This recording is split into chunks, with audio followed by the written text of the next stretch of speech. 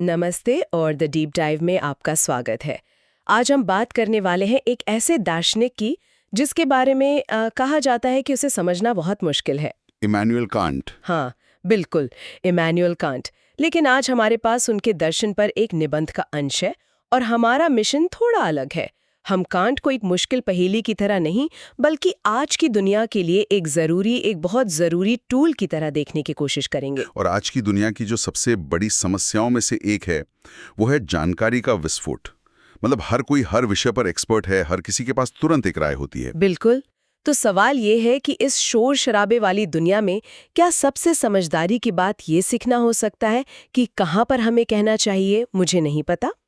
आज हम Immanuel Kant के दर्शन को बौद्धिक विनम्रता के एक क्रांतिकारी टूल के रूप में देखेंगे और इसकी चाबी छिपी है उनकी एक किताब में जिसे अक्सर नजरअंदाज कर दिया जाता है, क्रिटिक ऑफ जजमेंट। ये वाकई दिलचस्प है क्योंकि सोर्स की पहली ही लाइन कहती है कि दर्शन को ऐतिहासिक रूप से सीखा नहीं जा सकता, हम केवल दर्शन करना सीख सकते हैं। मतलब ये कोई रटने वाली चीज नहीं है। नहीं, बिल्कुल नहीं। ये सोचने का एक तरीका है और कांट के समझने के लिए हमें उनके सोचने के तरीके को, उनके जो मूल दृष्टिकोण, उनका स्टैंड पॉइंट है, उसे पकड़ना होगा। और वो मूल दृष्टिकोण क्या था?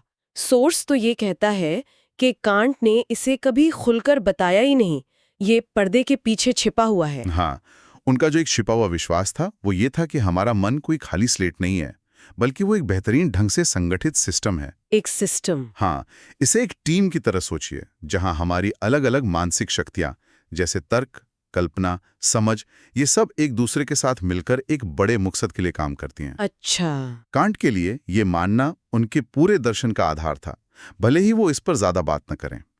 इसी को वो दर्शन की मुश्किल भाषा में सोद्देश्य मूलक एकता कहते हैं। ठीक है, तो यहीं से कहानी शुरू होती है। कांट ने अपने शुरुआती काम में दो दुनियाएं बना दी थी जो एक दूसरे से बात ही नहीं कर सकती थी। पहली दुनिया थी विज्ञान की, जिसे उनकी किताब क्रिटिक ऑफ प्योर रीजन में बताया गया। ये दुनिया समझ की शक्ति से चलती है, जहां हर चीज कारण और प्रभाव के नियमों से बंधी है, सब कुछ तय है। और दूसरी दुनिया थी नैतिकता की, जिसका जिक्र क्रिटिक ऑफ प्रैक्टिकल रीजन में है। ये दुनिया चलती है विवेक की शक्ति से, जहां हम इंसान पूरी तरह से आजाद हैं अपने नैतिक फैसले लेने के लिए। बिल्कुल। एक तरफ पत्थर का नीचे गिरना तय है और दूसरी तरफ आपका सच बोलने का फैसला आपकी आजादी है। इन दोनों दुनियाओं के बीच एक बहुत गहरी खाई थी। और ये खाई तो आज भी हमें महसूस होती है ना? हमारा फिटनेस ट्रैकर बताता है कि हमें 8000 कदम चलने, ये विज्ञान की दुनिया है। लेकिन हमारा मन कहता है आज सोफे पे बैठना है, ये हमारी आजादी की दुनिया है। कांट इसी टेंशन को, इसी खिंचाव को सुलझाने की कोशिश कर रहे थे। उन्हें लगा कि उन्होंने कुछ बहुत जरूरी चीज छोड़ दी है। उन्होंने सुख और दुख की भावना को नजरअंदाज कर दिया था। क्या दुनिया में जो रंग है, जो सुंदरता है, जो संगीत है, उसका कोई मतलब नहीं है? क्या हम सिर्फ नियमों को समझने वाली मशीनें और नैतिक फैसले लेने वाले रोबोट्स हैं? सही सवाल है। और यहीं पर उनकी तीसरी महान कृति क्रिटिक ऑफ जजमेंट आती है। ये उस खाई पर एक पुल बनाने की कोशिश थी। तो ये पुल कैसे बना? कांट ने सुंदरता और भावनाओं को अपने इस इतने तार्किक सिस्टम में कैसे फिट किया? यहीं पर निर्णय शक्ति या जजमेंट का आइडिया आता है ना? हाँ, और सोर्स यहाँ दो तरह के जजमेंट के बीच एक बहुत ही जरूरी फर्क बताता है। पहला है डिटर्मिनेंट जजमेंट। डिटर्मिनेंट जजमेंट, इसे ऐसे सोचिए, ये एक लाइब्रेरियन की तरह है जो किताब को देखकर उसे सही शेल्फ पर रख देता है। उसे पहले से पता है कि साइंस फिक्शन कहाँ जाएगा और इतिहास कहाँ, नियम पहले से तय हैं। जैसे सभी इंसान नश्वर है, सुकरात इंसान है इसलिए सुकरात नश्वर है। बिल्कुल, सीधा साधा तर्क। समझ गए, नियम मौजूद है, आप बस उसे लागू कर रहे हैं। तो दूसरा वाला क्या है? दूसरा है रिफ्लेक्टिव जजमेंट, और ये लाइब्रेरियन नहीं बल्कि एक जासूस की तरह है। एक जासूस? हाँ, जासूस को एक अजीब सा सुराग मिलता है, एक पंख, एक कोड वाला मैसेज। वो नहीं जानता कि ये किस कैटेगरी में फिट होता है, लेकिन उसे देखकर एक एहसास होता है कि ये मुझे किसी बड़े पैटर्न की तरफ इशारा कर रहा है। एग्जैक्टली। उसके पास नियम नहीं है, वो नियम की तलाश कर रहा है। वाह, ये तो बहुत बढ़िया एनालॉजी है। तो जब हम किसी खूबसूरत सूर्यास्त या फूल को देखते हैं तो हम एक जासूस की तरह होते हैं। बिल्कुल, हम उसे किसी वैज्ञानिक कैटेगरी में नहीं डाल रहे होते, हम बस उसे देखते हैं और हमें एक अजीब सा आनंद मिलता है। कांट कहते हैं कि यह आनंद इसलिए होता है क्योंकि उस फूल का जो रूप है, उसकी जो फॉर्म है, वो हमारी कल्पना और हमारी समझ को एक साथ एक खेल में शामिल कर देती है। खेल में? हाँ, एक तरह से दोनों शक्तियां एक दूसरे के साथ परफेक्ट हार्मनी में नाचने लगते हैं। इसका मतलब जब मैं कोई खूबसूरत पेंटिंग देखकर हैरान रह जाती हूँ, तो मैं सिर्फ रंगों को नहीं देख रही होती, बल्कि मैं अपने दिमाग की दो शक्तियों को एक साथ परफेक्ट हार्मनी में काम करते हुए महसूस कर रही होती हूँ। ये तो कमाल की बात है। हाँ, और इससे भी एक गहरा एहसास होता है। हमें लगता है जैसे प्रकृति को जानबूझकर हमारी समझ के लिए डिजाइन किया गया हो, जैसे उसमें कोई मकसद छुपा हो जो हमारे साथ संवाद करना चाहता है। अच्छा। इसी को कांट प्रकृति की सोद्देश्यता कहते हैं। ये सिर्फ एक एहसास है, कोई वैज्ञानिक तथ्य नहीं, लेकिन ये एहसास ही विज्ञान की दुनिया और नैतिकता की दुनिया को जोड़ता है। यह हमें उम्मीद देता है कि यह ब्रह्मांड बेतरतीब और बेमतलब नहीं है। तो कांट का ये आइडिया कि प्रकृति में एक छिपा हुआ मकसद है जिसे हम सुंदरता के जरिए महसूस करते हैं, ये बहुत शक्तिशाली है। लेकिन ये हमें एक बहुत बड़ी दार्शनिक बहस के दरवाजे पर लाकर खड़ा कर देता है।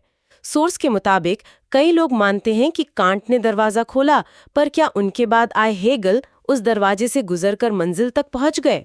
ये एक बहुत ही आम गलतफहमी है जिसे सोर्स बहुत अच्छे से साफ करता है।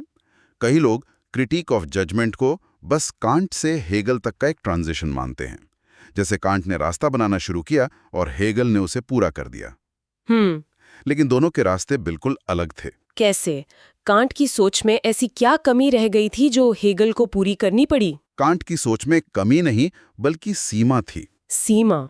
हाँ, कांट एक ईमानदार गाइड की तरह हैं जो कहते हैं, देखो, हम इस पहाड़ की चोटी तक जा सकते हैं, हम उस छिपी हुई एकता को महसूस कर सकते हैं जो विज्ञान, कला और नैतिकता को जोड़ती है, लेकिन उस चोटी के पार क्या है, वो परम सत्य क्या है, ये हम कभी नहीं जान सकते। अच्छा। वो हमेशा एक अतीन्द्रिय या हमारी समझ से परे की दुनिया की बात करते हैं जिसे हम छू नहीं सकते। ठीक है, तो कांट एक सीमा खींच रहे हैं, लेकिन क्या ये थोड़ा निराशाजनक नहीं है? हेगल का नजरिया कि हम उस अंतिम सत्य तक पहुंच सकते हैं, सुनने में तो ज्यादा आकर्षक लगता है। बिल्कुल आकर्षक लगता है। हेगल का दावा था कि वो हमें ब्रह्मांड का पूरा नक्शा दे सकते हैं। वो उस अंतिम एकता तक पहुंचने का दावा करते थे जिसे वो निरपेक्ष विचार कहते थे। निरपेक्ष विचार? हाँ, उनका सिस्टम हर चीज को, हर विरोध को एक आखिरी शानदार सिंथेसिस में समेट लेता है। कोई सीमा नहीं, कोई रहस्य नहीं, सब कुछ तर्क की पहुंच में है। सुनने में तो ये किसी भी दार्शनिक का सपना लगता है। तो सोर्स इस पर क्या आपत्ति उठाता है? सोर्स एक बहुत ही चालाकी भरी कांटियन आपत्ति उठाता है। वो पूछता है, हमें कैसे पता चलेगा कि हेगल का निरपेक्ष विचार सच में अंतिम है? क्या ये सिर्फ उनके समय और उनकी सोच का अंतिम विचार है? क्या पता 100 साल बाद कोई और दार्शनिक आकर कहे, नहीं, हेगल यहाँ गलत थे, असली अंतिम विचार तो ये है। अच्छा, तो हेगल जिसे मंजिल समझ रहे थे वो भी एक तरह से बस रास्ते का अगला पड़ाव या एक नया क्षितिज बन जाता है। ठीक वैसे ही। जैसे कांट की वो सीमा जिसे हम पार नहीं कर सकते। ठीक यही बात। इस नजरिए से देखें तो हेगल का निरपेक्ष सिस्टम भी एक सीमा बन जाता है। वह भी एक ऐसी चीज बन जाती है जिसकी ओर हम बढ़ते तो हैं, पर शायद कभी पूरी तरह पहुंच नहीं पाते। और यहीं पर कांट की प्रासंगिकता आज के दौर में बहुत ज्यादा बढ़ जाती है। तो चलिए इस पर आते हैं। आज के जमाने में हमें कांट को क्यों पढ़ना चाहिए, खासकर जब हेगल का दर्शन इतना लोकप्रिय है और अक्सर ज्यादा आकर्षक भी माना जाता है? सोर्स एक बहुत ही व्यावहारिक और सच कहीं तो मजेदार कारण बताता है। हेगल का दर्शन समझना बेहद मुश्किल है, लेकिन उसे गलत समझना बहुत आसान और आकर्षक है। आकर्षक कैसे? जैसा कि सोर्स में लिखा है, लोग हर सिक्के के दो पहलू होते हैं या सच बीच में कहीं होता है जैसी सरल बातें मानकर खुद को हेगेलियन समझने लगते हैं। अच्छा, हाँ। ये एक तरह का बौद्धिक शॉर्टकट लगता है जिससे आप हर बहस में स्मार्ट दिख सकते हैं। जबकि कांट के साथ ऐसा नहीं है। कांट को अगर गलत समझा जाए तो वो आकर्षक नहीं लगते, बल्कि उबाऊ और उलझा हुआ लगता है। कोई शॉर्टकट नहीं है। उनका दर्शन, जैसा सोर्स कहता है, एक तरह से पुलिस ड्यूटी करता है। ये एक बेहतरीन मुहावरा है। कांट का दर्शन हमारी तर्क शक्ति की सीमाएं तय करता है। वो एक ट्रैफिक पुलिस वाले की तरह है जो कहता है, रुको, ये तुम्हारी लेन नहीं है, तुम इससे आगे नहीं जान सकते। यहाँ से आगे सिर्फ अटकलें हैं, ज्ञान नहीं। ये हमें हवा में तीर चलाने से रोकता है। और आज की दुनिया में जहां सोशल मीडिया पर हर कोई हर विषय का एक्सपर्ट बना बैठा है, जहां कंस्पिरेसी थ्योरीज मिनटों में फैल जाती हैं, वहां इस पुलिस ड्यूटी की जरूरत तो पहले से कहीं ज्यादा है। बहुत ज्यादा। कांट हमें बौद्धिक विनम्रता सिखाते हैं। वो हमें बार बार याद दिलाते हैं कि हम क्या जान सकते हैं और क्या नहीं जान सकते।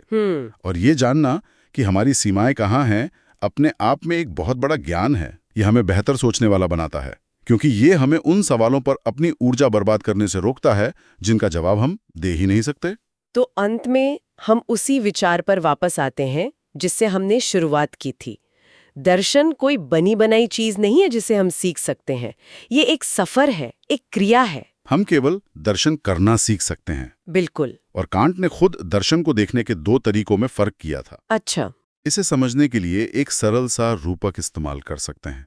पहला तरीका है स्कोलास्टिक। ये एक मैकेनिक की तरह है जो इंजन के हर पुर्जे को, हर नट बोल्ट को समझना चाहता है। ये ज्ञान को एक सिस्टम के रूप में देखता है। सही। और दूसरा तरीका है कॉस्मिकल।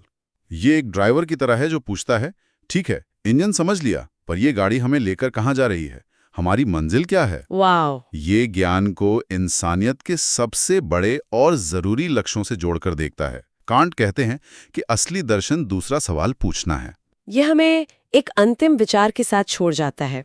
एक ऐसी दुनिया में जो फटाफट नतीजों, नेट रिजल्ट्स और निश्चित जवाबों की मांग करती है, एक ऐसे दर्शन का क्या मूल्य है जो खुद को एक अंतिम मंजिल के बजाय एक लगातार चलने वाली प्रक्रिया और अपनी सीमाओं की विनम्र स्वीकृति के रूप में परिभाषित करता है।